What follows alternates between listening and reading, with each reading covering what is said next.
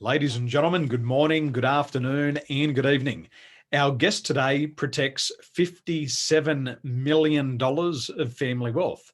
And he's also discovered a system to reduce his clients' working hours by 364 hours every year. And he saves his clients up to $50,000 per year in tax. And today he's going to show you how to reduce your tax and save a lot more money. Please put your hands together and help us welcome to the Win Sales Now podcast, our good friend, Nathan Wriggly. Welcome, Nathan. Hi, guys. Thanks for having me. My pleasure, mate. $57 million of family wealth that you're protecting. How do you manage to protect that amount of money and still have a normal life? Because you're a father, you're a husband, you're a business owner. How do you do all of this at the same time? Look, when we talk about 57 million, it's collective of all our clients, but each one of our clients, they're running a business and they've also got a family at home they've got to look after. And could you imagine that everything you had in your family was taken away? Like you've lost your family home, your family car's gone, all whilst you're generating, income so your family can live.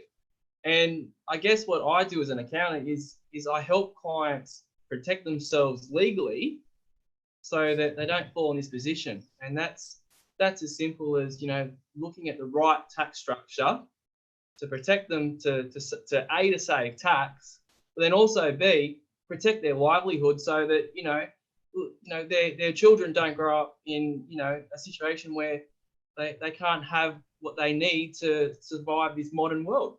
So, if you look at everyone, like everyone's got a big mortgage and they've got also the equity in their house. If just one thing goes wrong in business, it could not have been your fault, and everything you've worked hard for could be after 20, 30, 40 years has just gone. So, choosing the right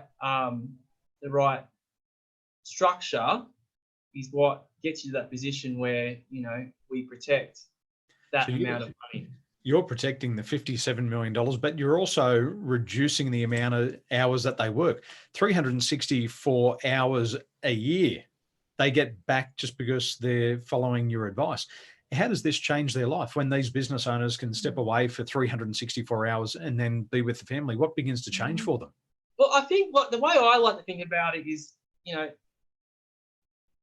you got parents that are no longer being part-time parents. Now, this is particularly like a lot of dads, because we're still in a world where, unfortunately, for some reason, if you look on average stats, I think more men are going to work and mums are staying home. Look, I'm all for stay-at-home dads, and trust me, if I could do it, I'd be doing it. But you imagine, all you do is see your kids on the weekend. You're a part-time dad. And I guess what I've found a system, technology, so that when you're running a business, saving, about 15 hours a week in not having to worry about doing your set of accounts and just saving, using technology to save time means that what you get out of that is you get to go see your kids during, 7 days a week instead of just 2 days a week. And that's so important. Like, why have a family if you're not going to be there? If I asked my wife if you could save me 364 hours, she might say no. She might say, no, right. I don't want him at home. He comes home. She'll put you back out for the other 364. But, she'll say, well, that's working time, Daniel. You go back to work and I can get some more hats. Well, you might. You know what, Daniel? You might actually earn some more money in that time. Mate, I'm sure I could. Look, spend the time however you want to spend it. I know the extra money will just turn into more handbags and more shoes, and they're high heel shoes, so they don't suit me. 100%. Now in Australia, I know that because we used to live in Australia for a while. After we gave birth to our first kids, and I know that Australia is one of the highest taxed country in the world, but I also heard that there's some incredibly weird tax reductions on, dogs or Xbox or alcohol. So I know that you've been in this industry for a very long time. So what are some of the most bizarre one you have heard of or help your client with? Because everybody wants to reduce their tax. Yeah. Can I get this tax write-off? What are the weird ones that you've heard? Yeah, you're right. Look, entertainment's always one we get all the time, but can't I take my clients out and to the strip? Can you write off the strip club? Well, it's funny you say that. Like, I remember when I was younger, going through bank statements and there's this black line through, and the client was going to a strip club trying to claim that. That is probably one of the weirdest. But yeah, look, we've had some really, really odd ones. People trying to claim their boat when they're a landscape gardener trying to claim a boat. Well, look, unless you're in the business of doing, I guess, doing work out there on the sea, where you're maybe a fisherman or do proper cruises. Well, or maybe he was down on the Hacker. He was down on the port hacking and working on the deep waterfront. Maybe that was his excuse.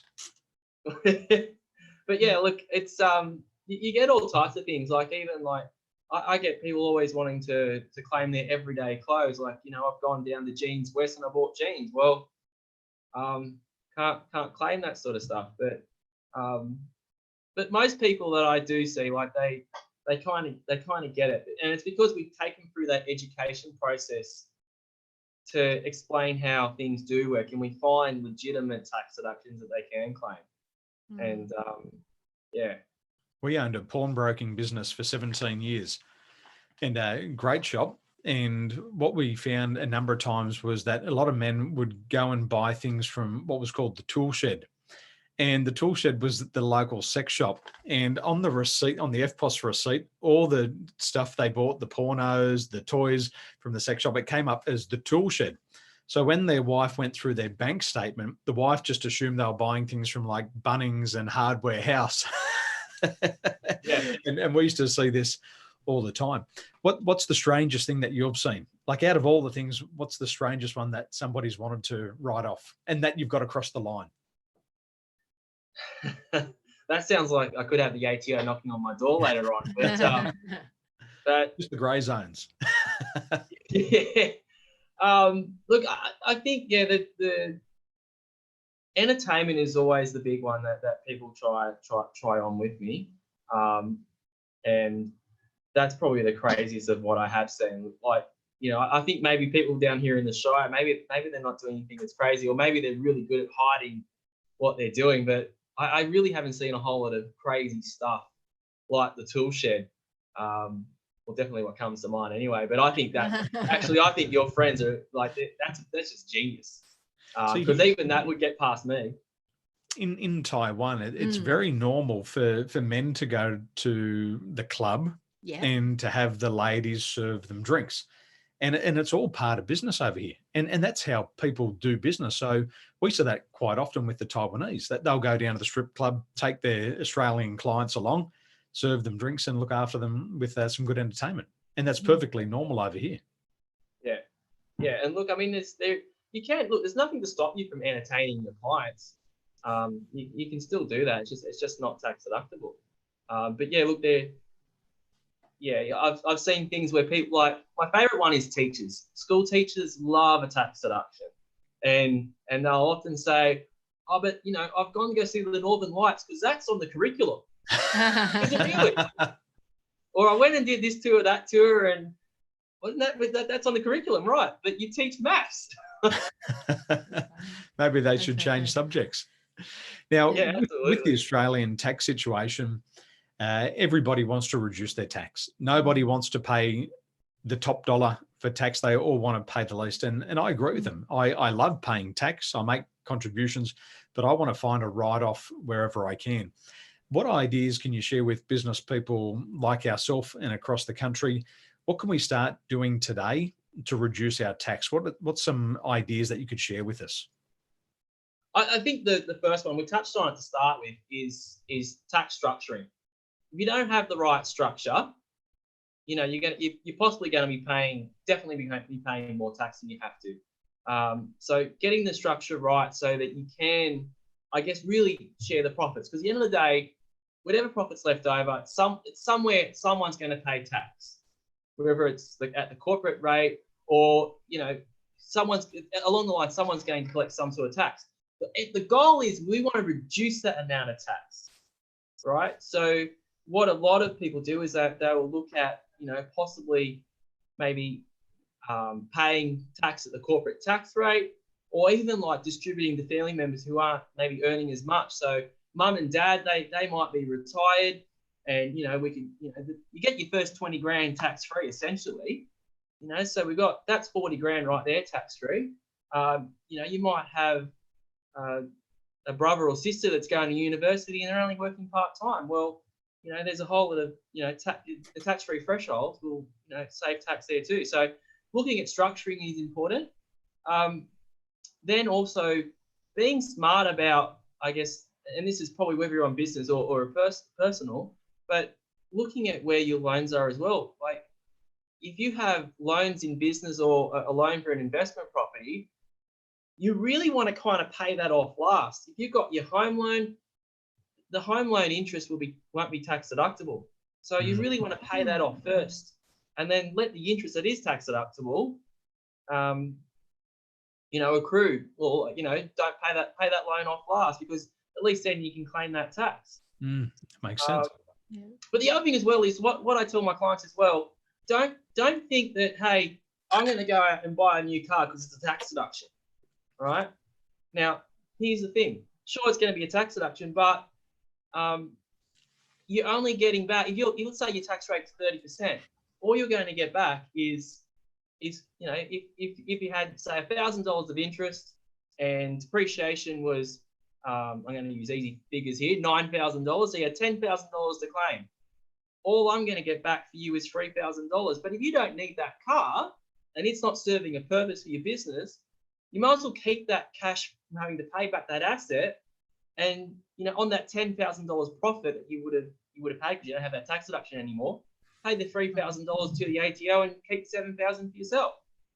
Wow. So sometimes like it's silly just to go and chase a tax deduction if you don't need it. And it's, you know, I always tell my clients, only buy capital equipment if you need it. You've got a car parked in the garage there that costs $150,000, right? It's not earning you money. So you've got to be smart with money in business. You know, cash flow is really tight for a lot of people. And a lot of businesses are going through it tough. And I think that now we're starting to see the true light of where we're at. If you're silly with your money, you know, you'll be going down the gurgler, and you'll be, you know, liquidating before you know it. So for our friends and followers who want to save tax, for those people who want more money in their pocket, for those people who want to work less hours this year and earn more than they did last year, and for those people who want to protect their family wealth, what's the best way for them to contact you? Where should they go right now to learn more about what you're doing? So there's a few ways you can find us. Even just Google, you know, type in NGR Accounting and you'll find us online. We've got our website where we're very interactive on the social medias, so like your Facebook and LinkedIn. We're a really big believer in actually getting via those mediums information out to clients, potential clients, or just have people just interested in what's going out there in the accounting world. And sometimes as well, it's just not accounting and tax. It's, you know, also some generalized business information that is important to know. Like, so as an accountant. Your website is ngraccounting.com.au. If they go there right now, can they learn more about what you do? Exactly. They can learn.